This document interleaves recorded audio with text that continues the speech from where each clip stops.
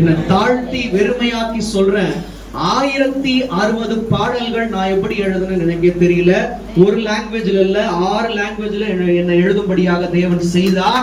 3000க்கும் மேற்பட்ட பாடல்களை பாடும்படியாக தேவன் செய்தார். நான் எங்கேயும் போயிட்டு நான் இவ்வளவு பாடல் பாடியிருக்கேன் அப்படின்னு சொல்ல வேண்டிய அவசியம் இல்லை.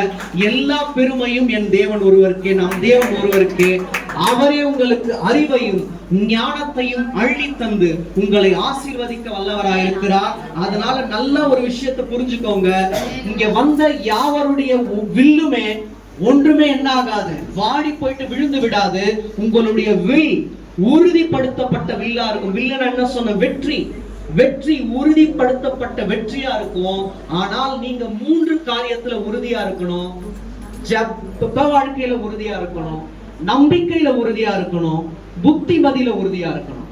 பிரேயர், ட்ரஸ்ட், இன்ஸ்ட்ரக்ஷன், இந்த 3 காரியத்துல நீங்க உறுதியா இருங்க.